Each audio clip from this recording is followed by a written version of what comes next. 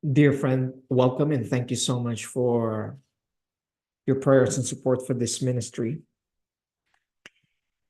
I have been telling you for the past year and a half that the Seventh day Adventists of today had been compromised. The influx of the agents of Rome had overrun the General Conference. Men and women who had been corrupted by the wine of Babylon is running the Seventh-day Adventist Church. Many do not believe me. Many do not agree with me. Many would like to defend the Seventh-day Adventist as though it was the remnant of old, the 1844 and the pure Seventh-day Adventism. No, it's not. Let me repeat this. The Seventh-day Adventists of today, since 1980, officially is not the remnant Seventh-day Adventists. They believe in a triune or Trinity God.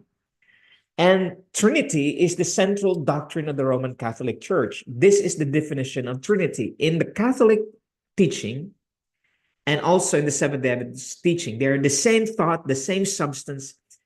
There is one God, a unity of three co-eternal persons. It's not tritheism, it's Trinitarianism. This is not the teaching of Ellen G. White.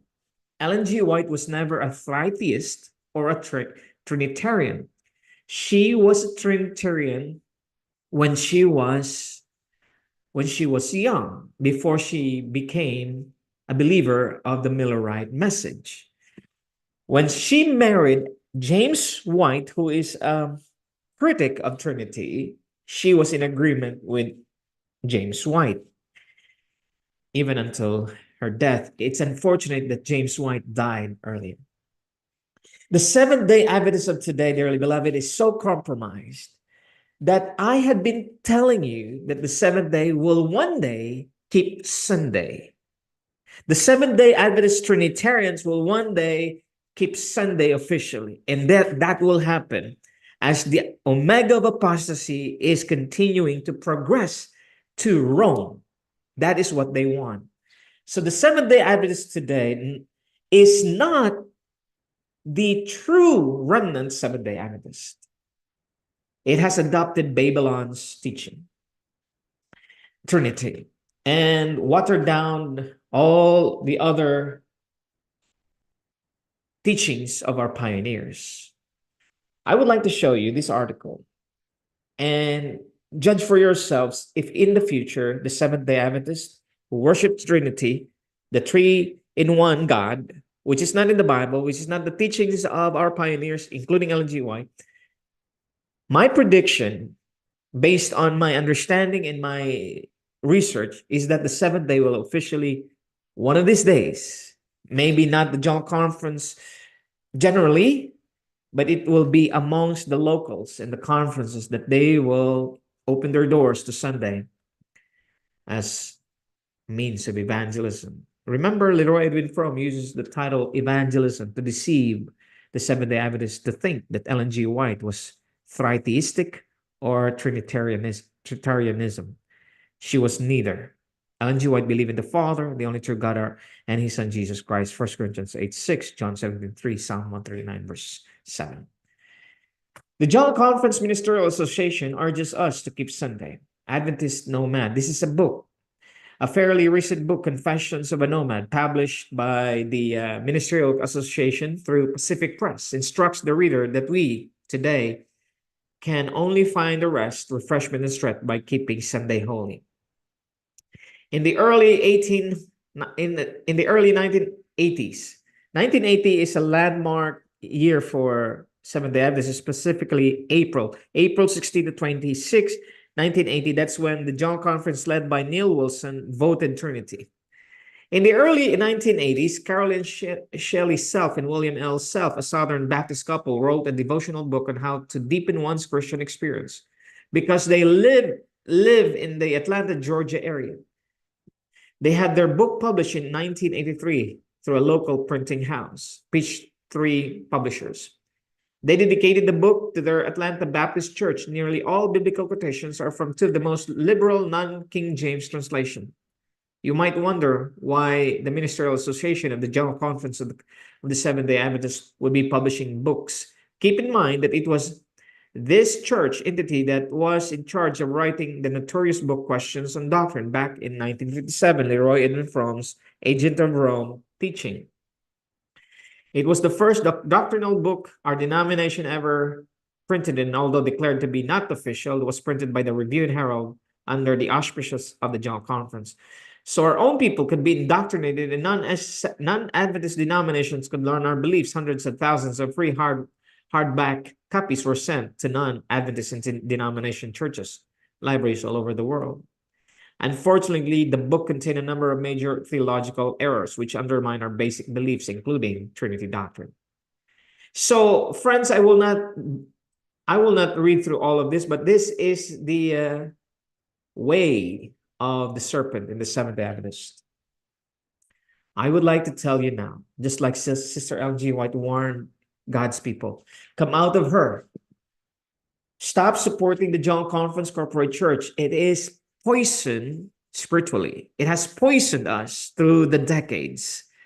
It has destroyed the pioneers' teachings and practices. Let us not support them. Let us expose them as corrupt organization that corrupted our faith. Because there is only one true Seventh-day Adventist, and they are the non-Trinitarian Seventh-day Adventists from 1844 to 1915, if you have to be very strict. Yet we had to know that the people of God who received the truth fought the General Conference, tooth and nail. And so we today, we are fighting the good fight of faith for this exposition of corruption. The Seventh-day Adventist is not only corrupted by men and women in the General Conference and all the conferences, but it will also lead us to damnation. It will keep Sunday. When the Sunday law, Sunday rest will be passed, I tell you, the General Conference will bow down just like it bowed down during the COVID-19.